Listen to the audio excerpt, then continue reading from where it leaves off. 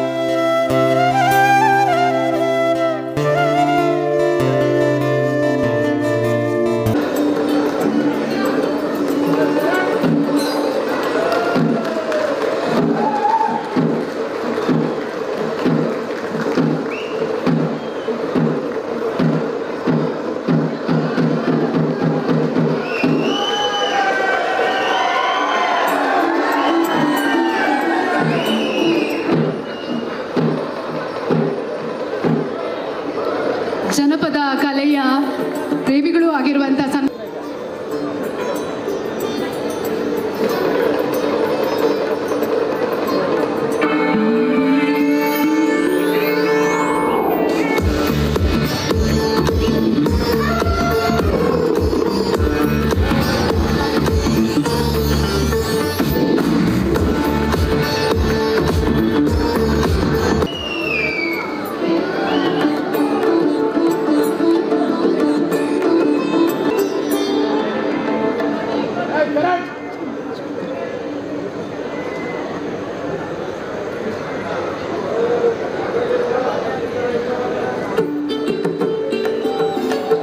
ಸಂಸ್ಕೃತಿ ಸಚಿವರು ಆಗಿರ್ತಕ್ಕಂಥ ಮಾನ್ಯ ಶಿವರಾಜ್ ಆ ಒಂದು ವಿಶೇಷ ಖ್ಯಾತಿಯಿಂದ ಕರ್ನಾಟಕವನ್ನು ಮುನ್ನಡೆಸ್ತಕ್ಕಂಥ ಸನ್ಮಾನ್ಯ ಸಿದ್ದರಾಮಯ್ಯನವರೇ, ಈ ಜಿಲ್ಲೆಯ ಉಸ್ತುವಾರಿ ಸಚಿವರು, ಪಶುಸಂಗೋಪನೆ ಸಚಿವರು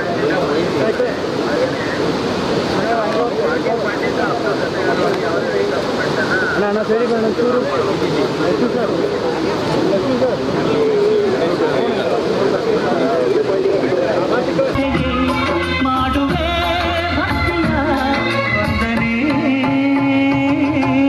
ಹುಟ್ಟಿದರೆ ಕನ್ನಡ ನಾಡ ಹುಟ್ಟಬೇಕು, ಬೆಚ್ಚಿದರೆ ಕನ್ನಡ ಮಣ್ಣ ಮೆಟ್ಟಬೇಕು, ಬದುಕಿದ್ದ ಜಟ ಬಂಡಿ.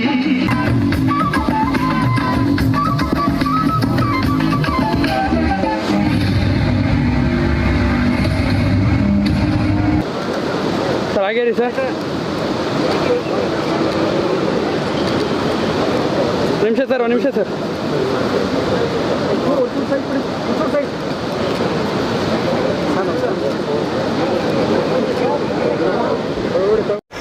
ಈ ಕಾರ್ಯಕ್ರಮದಲ್ಲಿ ಭಾಗವಹಿಸಿರ್ತಕ್ಕಂಥ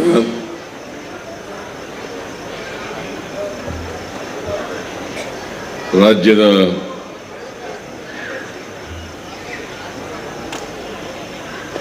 ಕಾನೂನು ಮತ್ತು ಸಂಸದೀಯ ಇಲಾಖೆ ಹಾಗೂ ಪ್ರವಾಸೋದ್ಯಮ ಇಲಾಖೆಯ ಸಚಿವರಾದಂಥ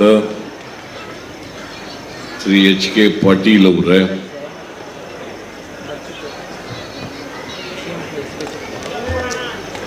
ಚಾಮರಾಜನಗರ ಜಿಲ್ಲೆ ಉಸ್ತುವಾರಿ ಸಚಿವರು,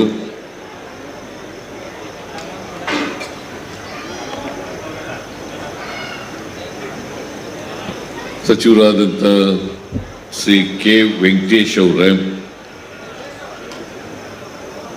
ಹಿಂದುಳಿದ ವರ್ಗಗಳ ಕಲ್ಯಾಣ ಇಲಾಖೆ ಹಾಗೂ ಕನ್ನಡ ಮತ್ತು ಸಂಸ್ಕೃತಿ ಇಲಾಖೆಯ ಸಚಿವರಾದಂಥ ಶಿವರಾಜ್ ತಂಗಡಗಿಯವರೇ, ಕನೂರು ಕ್ಷೇತ್ರದ ಶಾಸಕರು, ಈ ಸಮಾರಂಭದ ಅಧ್ಯಕ್ಷರು ಆದಂಥ ಶ್ರೀ ಮಂಜುನಾಥ್ ಅವರೇ,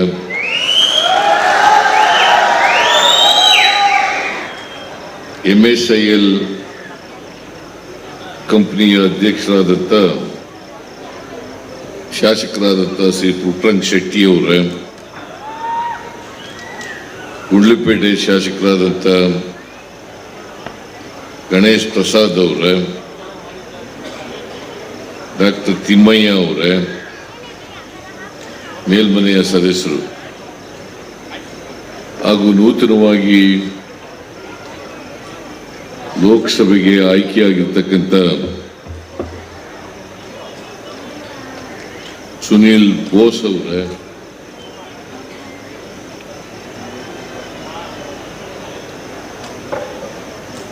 ಮರುಸ್ವಾಮಿ ಅವರೇ, ಕಾಡಾ ಅಧ್ಯಕ್ಷರು, ಉಗ್ರಾಣ ನಿಗಮದ ಅಧ್ಯಕ್ಷರು, ಮಾಜಿ ಶಾಸಕರು ಆದಂಥ ಜಯಣ್ಣ ಅವರೇ, ಪ್ರವಾಸೋದ್ಯಮ ಇಲಾಖೆ ಹಾಗೂ ಜಿಲ್ಲೆಯ ಎಲ್ಲ ಅಧಿಕಾರಿ ಸ್ನೇಹಿತರೆ, ಇಲ್ಲಿ ಆಗಮಿಸಿರ್ತಕ್ಕಂಥ ಎಲ್ಲ ಮಹನೀಯರೇ, ಮಹಿಳೆಯರೇ, ಮಾಧ್ಯಮದ ಗೆಳೆಯರೇ,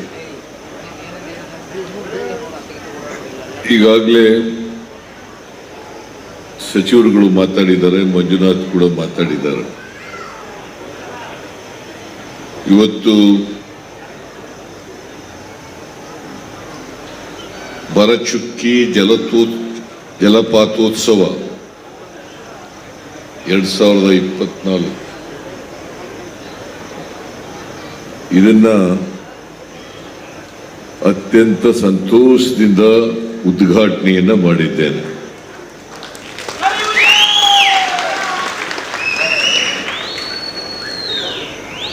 ನಾನು ಮುಖ್ಯಮಂತ್ರಿಯಾಗಿ ಈ ಜಲಪಾತೋತ್ಸವಕ್ಕೆ ಮೊದಲನೇ ಬಾರಿ ಬರ್ತಾ ಇರೋದು. ಹಿಂದೆ ನಾನು ಪ್ರೈಮರಿ ಸ್ಕೂಲ್ನಲ್ಲಿ ಓದುವಾಗ ಭರಚುಕ್ಕಿ ಗಗನಚುಕ್ಕಿಗೆ ಬಂದಿದ್ದೇನೆ, ಬಹಳ ಇದ್ದೆ. ಅದಾದ್ಮೇಲೆ ಇಲ್ಲಿಗೆ ಬರ್ತಕ್ಕಂಥ ಸನ್ನಿವೇಶನೂ ಕೂಡ ಒದಗಿ ಬರಲಿಲ್ಲ, ಅವಕಾಶನೂ ಕೂಡ ಒದಗಿ ಬರಲಿಲ್ಲ. ವೆಂಕಟೇಶ್ ಅವರು ಈ ಸಾರಿ ಜಲಪಥೋತ್ಸವಕ್ಕೆ ಬರಲೇಬೇಕು ಅಂತ ಹೇಳಿ ನನಗೆ ಒತ್ತಾಯವನ್ನು ಮಾಡಿದ್ರು. ನಾನು ಹೇಗೂ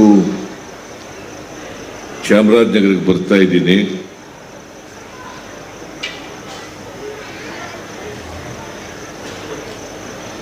ದಿವಂಗತ ಬಿ ರಾಚಯ್ಯನವರ ಸ್ಮಾರಕ ನಿರ್ಮಾಣ ಮಾಡಿದರೆ ಅದರ ಉದ್ಘಾಟನೆಗೆ ಬರ್ತಾ ಇದ್ದೀನಿ, ಅವತ್ತೇ ಇಟ್ಕೊಳ್ಳಿ ಅಂತ ಹೇಳಿದ್ದೆ. ಹಾಗಾಗಿ ಇವತ್ತು ಭರಚುಕ್ಕಿ ಜಲಪಾತೋತ್ಸವ, ಜಲಪಾತ ಅದರ ಉತ್ಸವ, ಆ ಕಾರ್ಯಕ್ರಮಕ್ಕೆ ಬಂದು ಇವತ್ತು ಈ ಸುಂದರವಾದಂಥ ರಮಣೀಯವಾದಂಥ ಪ್ರದೇಶವನ್ನು ವೀಕ್ಷಣೆ ಮಾಡ್ತಕ್ಕಂಥ ಅವಕಾಶ ಸಿಕ್ಕಿದೆ. ಅದಕ್ಕಾಗಿ ಜಿಲ್ಲಾಡಳಿತದವರಿಗೆ ಮತ್ತು ವೆಂಕಟೇಶ್ ಅವರಿಗೆ ಧನ್ಯವಾದಗಳನ್ನು ಈ ಸಂದರ್ಭದಲ್ಲಿ ಹೇಳಲಿಕ್ಕೆ ಬಯಸ್ತೇನೆ. ಚಾಮರಾಜನಗರ ಪ್ರವಾಸೋದ್ಯಮಕ್ಕೆ ಹೆಚ್ಚು ಅವಕಾಶಗಳಿರ್ತಕ್ಕಂಥ ಒಂದು ಜಿಲ್ಲೆ.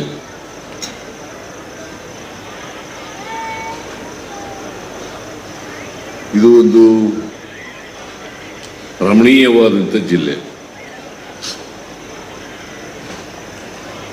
ಪ್ರಕೃತಿ ಸೌಂದರ್ಯವನ್ನ ಇಲ್ಲಿ ನೋಡಲಿಕ್ಕೆ, ಆಹ್ಲಾದಕರಿಸಲಿಕ್ಕೆ ಬಹಳ ಉತ್ತಮವಾದಂಥ ಒಂದು ಜಿಲ್ಲೆ. ಆದರೆ ಆರ್ಥಿಕವಾಗಿ, ಸಾಮಾಜಿಕವಾಗಿ ಹಿಂದುಳಿದಿರ್ತಕ್ಕಂಥದ್ದು.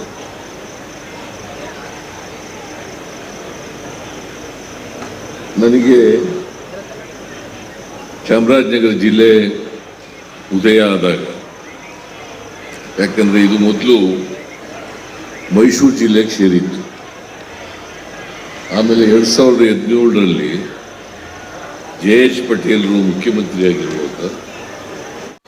ಬೆಳಗಾಂ ಜಿಲ್ಲೆ, ಮೈಸೂರು ಜಿಲ್ಲೆ, ಎಲ್ಲ ಜಿಲ್ಲೆಗಳನ್ನು ಕೂಡ ಪ್ರವಾಸೋದ್ಯಮ ಬೆಳವಣಿಗೆ ಮಾಡಲಿಕ್ಕೆ ನಮ್ಮ ಸರ್ಕಾರ ಬದ್ಧವಾಗಿದೆ ಅಂತಕ್ಕಂಥ ಮಾತುಗಳನ್ನು ಈ ಸಂದರ್ಭದಲ್ಲಿ ಹೇಳಲಿಕ್ಕೆ ಬಯಸ್ತಾ ಇದ್ದೀನಿ. ನಾನು H.K. ಪಾಟೀಲ್ ಹೇಳಿದ್ದೀನಿ, ಈಗಾಗಲೇ 20ರಿಂದ 25ರವರೆಗೆ ಒಂದು ನೀತಿ ಇದೆ. ಅದಕ್ಕಿಂತ ಮುಂಚಿತವಾಗಿ ಒಂದು ನೀತಿ ಮಾಡೋದಾದ್ರೆ, ಅಭಿವೃದ್ಧಿಪಡಿಸ್ತಕ್ಕಂಥ ಒಂದು ನೀತಿ ಮಾಡೋದಾದ್ರೆ ಅಂತ ಒಂದು ನೀತಿಯನ್ನ ಮಾಡಿ ಅಂತಕ್ಕಂಥ ಮಾತುಗಳನ್ನು ಹೇಳಲಿಕ್ಕೆ ಬಯಸ್ತೇನೆ. ಈ ಸಾರಿ ಮಳೆ ಚೆನ್ನಾಗಾಗಿದೆ.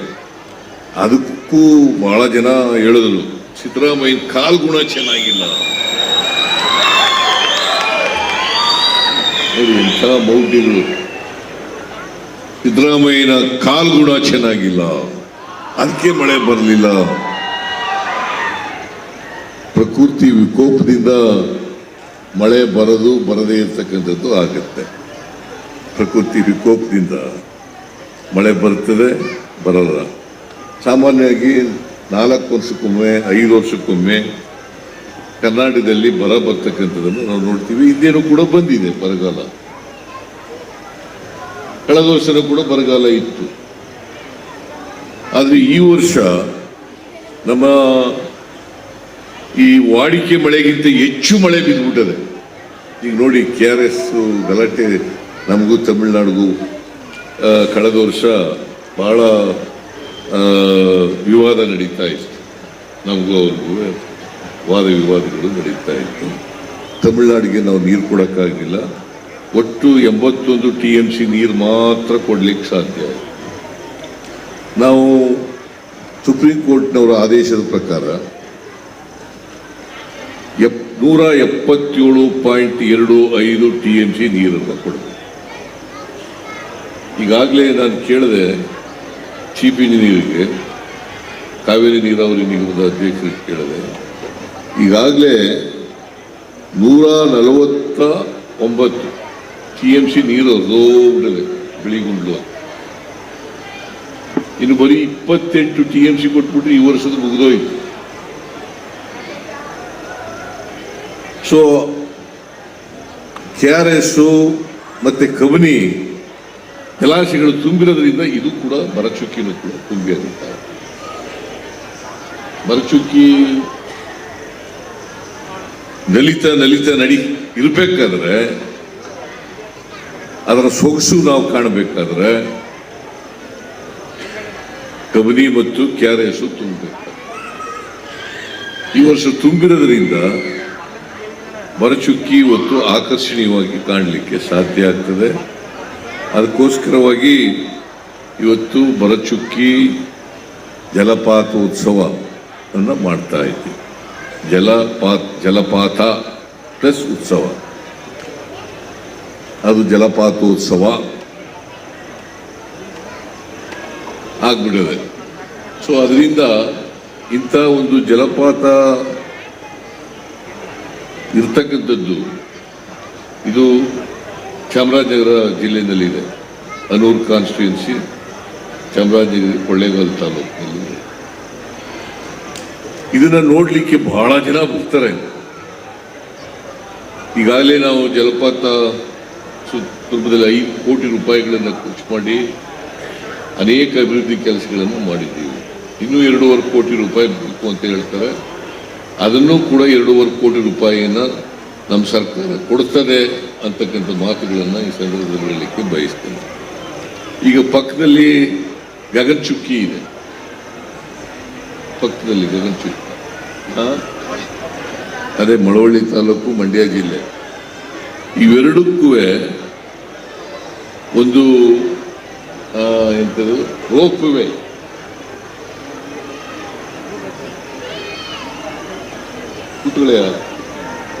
ರೋಪ್ ವೇ ಮಾಡಬೇಕು ಅಂತ ಹೇಳ್ತಾ ಇದ್ದಾರೆ. ಆ ರೋಪ್ ವೇ ಮಾಡಲಿಕ್ಕೆ ನಾವು ಪರಿಶೀಲನೆ ಮಾಡಿ ಅದು PPP ಮಾಡಬೇಕಾ ಇಲ್ಲ ಸರ್ಕಾರದಿಂದ ಮಾಡಬೇಕಾ ಅಂತಕ್ಕಂಥದ್ದನ್ನು ಕೂಡ ಕೂಡಲೇ ತೀರ್ಮಾನವನ್ನು ತಗೊಳ್ತೇವೆ ಅಂತಕ್ಕಂಥ ಮಾತುಗಳನ್ನು ಹೇಳಲಿಕ್ಕೆ ಬಯಸ್ತಾ ಇದ್ದೇನೆ. ಆಮೇಲೆ ಈ ಹಿಮವದ್ ಗೋಪಾಲಸ್ವಾಮಿ ದೇವಸ್ಥಾನದ ಬಳಿ ಮೂಲಭೂತ ಸೌಕರ್ಯಗಳನ್ನು ಮಾಡಬೇಕು ಅಂತ ಹೇಳಿದ್ದಾರೆ. ಅದನ್ನು ಮಾಡಿಕೊಳ್ಳೋಣ. ಬಿಳಿಗಿರಿ ರಂಗನಾಥ ಸ್ವಾಮಿ ದೇವಾಲಯದ ಸಂಪೂರ್ಣ ಅಭಿವೃದ್ಧಿಗಾಗಿ 10 ಕೋಟಿ ರೂಪಾಯಿಗಳ ಅನುದಾನದಲ್ಲಿ DPR ಸಿದ್ಧಪಡಿಸಲಾಗ್ತಾ ಇದೆ ಅಂತ ಹೇಳ್ತಾ ಇದ್ದಾರೆ. ಅದನ್ನು ಮಾಡೋಣ. ಆಮೇಲೆ ಪ್ರವಾಸಿಗರನ್ನು ಜಿಲ್ಲೆಗೆ ಹೆಚ್ಚಾಗಿ ಸೆಳೆಯಲು ಹುಲಿ ಪ್ರವಾಸೋದ್ಯಮದ ಜೊತೆಗೆ ಸರ್ಕ್ಯೂಟ್ಗಳನ್ನು ಅಭಿವೃದ್ಧಿಪಡಿಸಲಾಗುವುದು ಅಂತ ಹೇಳ್ತಾ ಇದ್ದಾರೆ. ಅದನ್ನು ಕೂಡ ಮಾಡ್ತಾ ಇದ್ದೇನೆ. ಗಗನಚುಕ್ಕಿ ಬಳಿ ರೋಪ್ ವೇ ಬ್ರಿಡ್ಜ್ ನಿರ್ಮಿಸಲು ಕ್ರಮ ಕೈಗೊಳ್ಳಲಾಗುವುದು ಅಂತ ಹೇಳ್ತಾ ಇದ್ದಾರೆ. ಅದನ್ನು ಮಾಡೋಣ. ಯಾಕಂತಂದ್ರೆ ಇಲ್ಲಿಗ ಬರಚುಕ್ಕಿ ಬಂದವರು ಗಗನಚುಕ್ಕಿಗೂ ಹೋಗೋಕ್ಕೆ ಅನುಕೂಲ ಆಗ್ತದೆ. ಆ ಕಾರಣದಿಂದ ಪಕ್ಕದಲ್ಲೇ ಇರೋದ್ರಿಂದ ಅದು ಬೇರೆ ಬೇರೆ ಜಿಲ್ಲೆಗಳು, ಚಾಮರಾಜನಗರ ಜಿಲ್ಲೆ, ಮಂಡ್ಯ ಜಿಲ್ಲೆ, ಆದರೂ ಕೂಡ ರೋಪ್ ವೇ ಮಾಡಲಿಕ್ಕೆ ಯಾವುದೇ ತೊಂದರೆ ಇಲ್ಲ ಅಂತಕ್ಕಂಥ ಮಾತುಗಳನ್ನು ಹೇಳಲಿಕ್ಕೆ ಬಯಸ್ತಾ ಇದ್ದೇನೆ. ಸುವರ್ಣವತಿ ಜಲಾಶಯ, ಇಲ್ಲಿ ಸುವರ್ಣವತಿ ಜಲಾಶಯ ಇದೆ ಚಾಮರಾಜನಗರದ, ಅಲ್ಲಿ ಜಲಸಾಹಸ ಕ್ರೀಡೆಗಳನ್ನು ಅಭಿವೃದ್ಧಿಪಡಿಸಬೇಕು ಅಂತ ಹೇಳಿದ್ದಾರೆ. ಅದನ್ನು ಕೂಡ ಮಾಡಿ. ಮಂಜುನಾಥ್ ಕಾನ್ಸ್ಟಿಟ್ಯೂನ್ಸಿನಲ್ಲಿ ಈ ಬರಚುಕ್ಕಿ ಇದೆಯಲ್ಲ, ಇದರ ಅಭಿವೃದ್ಧಿ ಸಂಪೂರ್ಣ ಮಾಡಿಸಿ ಹೆಚ್ಚು ಪ್ರವಾಸಿಗರನ್ನು ಕಳೀತಕ್ಕಂಥ ಜನ ನೋಡಲಿಕ್ಕೆ ಬರ್ತಕ್ಕಂಥವ್ರಿಗೆ ಹೆಚ್ಚು ಜನ ಮಾಡಲಿಕ್ಕೆ ಕರ್ನಾಟಕದಲ್ಲಿ ಪ್ರವಾಸೋದ್ಯಮ ಮಾಡಲಿಕ್ಕೆ ಹೇರಳವಾದಂಥ ಅವಕಾಶಗಳಿದ್ದಾವೆ. ಆದರೆ ನಾವು ಅದನ್ನು ಉಪಯೋಗಿಸ್ಕೊಳ್ತಕ್ಕಂಥ ಪ್ರಯತ್ನವನ್ನು ಮಾಡಿಲ್ಲ. ನಮ್ಮ ಸರ್ಕಾರ ಮಾಡ್ತದೆ. ನಾನು HK ಪಾಟೀಲ್ರಿಗೆ ಹೇಳಿದ್ದೀನಿ, ಇದಕ್ಕೆ ಒಂದು ಹೊಸ ನೀತಿಯನ್ನು ಮಾಡಿ ಪ್ರವಾಸೋದ್ಯಮವನ್ನು ಅಭಿವೃದ್ಧಿಪಡಿಸ್ತಕ್ಕಂಥ ಕೆಲಸವನ್ನು ಮಾಡಬೇಕು. ಯಾಕಂದರೆ ಜಗತ್ತಿನಲ್ಲಿ ಅನೇಕ ರಾಷ್ಟ್ರಗಳು ಪ್ರವಾಸೋದ್ಯಮದಿಂದ ಬದುಕಿದವೆ. ಅವರ ಮೇಜರ್ ಆಗಿ ಅವರ ಆದಾಯ ಪ್ರವಾಸೋದ್ಯಮದಿಂದ ಬರ್ತಕ್ಕಂಥದ್ದನ್ನು ಕೂಡ ನಾವು ನೋಡ್ತಾ ಇದ್ದೀವಿ. ಕರ್ನಾಟಕ ರಾಜ್ಯನೂ ಕೂಡ ಪ್ರವಾಸೋದ್ಯಮಕ್ಕೆ ಸೂಕ್ತವಾದಂಥ ರಾಜ್ಯ. ಅದನ್ನು ಎಲ್ಲ ಅವಕಾಶಗಳು ಕೂಡ ಇದ್ದಾವೆ. ಜನರನ್ನು ಆಕರ್ಷಣೆ ಮಾಡಲಿಕ್ಕೆ, ಪ್ರವಾಸೋದ್ಯಮವನ್ನು ಬೆಳೆಸಲಿಕ್ಕೆ ಎಲ್ಲ ಪ್ರಯತ್ನಗಳನ್ನು ಕೂಡ ನಮ್ಮ ಸರ್ಕಾರ ಮಾಡ್ತದೆ ಅಂತಕ್ಕಂಥ ಮಾತುಗಳನ್ನು ಹೇಳಿ ನಾನು ಮತ್ತೊಮ್ಮೆ ಭರಚುಕ್ಕಿ ಜಲಪಾತೋತ್ಸವ 2024 ಅತ್ಯಂತ ಸಂತೋಷದಿಂದ ಉದ್ಘಾಟನೆ ಮಾಡಿ ಇದರ ವೀಕ್ಷಣೆಯನ್ನು ಜನರು ಪಡೀಬೇಕು, ಹೆಚ್ಚು ಹೆಚ್ಚು ಜನರು ಬಂದು ನೋಡಬೇಕು ಅಂತೇಳಿ ಆಶೆ ನನ್ನ ಮಾತುಗಳನ್ನು ಮುಗಿಸ್ತೇನೆ. ಜೈ ಹಿಂದ್, ಜೈ ಕರ್ನಾಟಕ.